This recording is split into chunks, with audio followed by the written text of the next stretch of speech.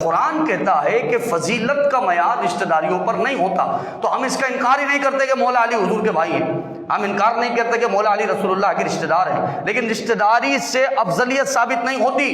کیونکہ قرآن یہ کہتا ہے ان اکرمکم عند اللہ اتقاکم، اللہ کے نزدیک افضل وہ ہے جو تم میں متقی پرہیزگار ہو، وہ رشتہ دار بھی نہ ہو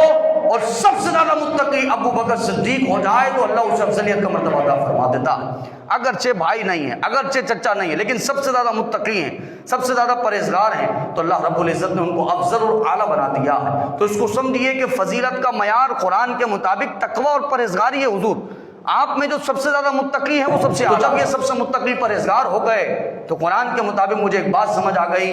کہ اللہ کے یہاں فضیلت اور افضلیت کا معیار یہ ہے جو سب سے متقی ہوگا وہی سب سے اعلیٰ، وہی سب سے افضل ہے۔ اور علماء نے فرمایا سب سے متقی ہمارے درمیان اگر کوئی تھا تو صدیق اکبر رضی اللہ تعالیٰ عنہ ہیں۔ اور اب آ جائیں، خود قرآن کریم فرقان حمید اس بات کا گواہ ہے، اللہ نے فرمایا وَسَيُجَنَّبُهَا الْأَتْقَى الَّذِي يُؤْتِي مَالَهُ يَتَزَكَّى، سب سے بڑا پرہیزگار کو بھڑکتی ہوئی آگ سے اللہ دور کرے گا، جہنم کی آگ سے اللہ دور کرے گا، کسے؟ سب سے بڑے پرہیزگار کو۔ کس کی بات چل رہی ہے؟ یہ کوئی عام حکم قرآن میں نہیں چل رہا، یہ خاص بات چل رہی ہے۔ کیا بات چل رہی ہے؟ حضرت بلال حبشی رضی اللہ تعالیٰ عنہ کو جب امیہ ابن خلف کے چنگل سے اس کی غلامی سے آزاد کروانے کے لیے حضرت صدیق اکبر رضی اللہ تعالیٰ عنہ پہنچے تو آپ نے فرمایا کہ بھائی اتنی قیمت کے بدلے تو نے بلال کو آزاد کر دینا ہے، اور میرے پاس تمہارے مذہب کا ایک غلام ہے، تو چاہے تو بلال کو مجھے دے اور معاوضے میں تو اس غلام کو بھی لے لے، غلام کو بھی لے لے، قیمت کو بھی لے لے۔ تو اللہ رب العزت کو یہ ادا صدیق اکبر کو اتنی پسند آئی۔ اب جب آپ نے آزاد کیا نا بلال حبشی کو، آپ جائیں اور آپ تحقیق کریں، آپ اپنی غیر سب کی کتابیں پڑھیں، جیسے صدیق اکبر نے آزاد کروایا نا اتنی بھاری رقم دے کر، تو لوگ کیا کہنے لگے؟ بھائی بلال کا کوئی احسان ہوگا صدیق اکبر پہ، کسی زمانے میں احسان کیا ہوگا بلال نے کہ آج صدیق اکبر اس احسان کا بدلہ دینے کے لیے اتنی بھاری رقم دے کر جو ہے وہ ان کو آزاد کروا رہے، کوئی تو احسان ہے۔ تو اللہ رب العزت کیونکہ ان کی خبروں کو جانتا ہے تو اللہ تبارک و تعالیٰ نے قرآن میں آیت نازل فرمائی اور فرمایا وَمَا لِأَحَدٍ عِندَهُ مِن نِعْمَةٍ تُجْزَىٰ إِلَّا ابْتِغَاءَ وَجْهِ رَبِّهِ الْأَعْلَىٰ وَلَسَوْفَ يَرْضَىٰ۔ رب تعالیٰ ارشاد فرماتا ہے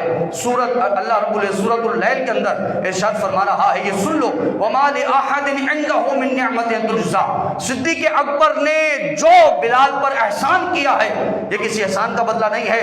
بلکہ بلال حبشی نے تو صدیق پر کوئی احسان ہی نہیں کیا تھا، یہ تو صرف رب کی رضا چاہنے کے لیے صدیق نے بلال کو دشمن کی غلامی سے آزاد کروایا، صدیق نے بلال حبشی رضی اللہ تعالیٰ عنہ کو کافروں کے چنگل سے نکال کر مصطفیٰ کے دربار میں لا کے کھڑا کیا ہے۔ رب تعالیٰ نے ارشاد فرمایا یہ جو کام کرتا ہے اللہ کی رضا کے لیے کرتا ہے، دنیا میں کسی نے بھی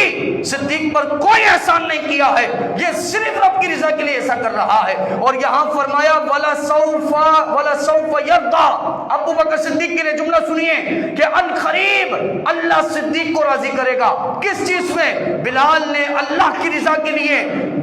اللہ کی رضا کے لیے بلال کو صدیق اکبر نے آزاد کیا ہے۔ رب نے فرمایا وَلَسَوْفَ يَرْضَىٰ، ان قریب اللہ بدلے میں جنت کی اعلیٰ نعمت صدیق اکبر کو دے رہا ہوگا کہ تو نے یہاں یہ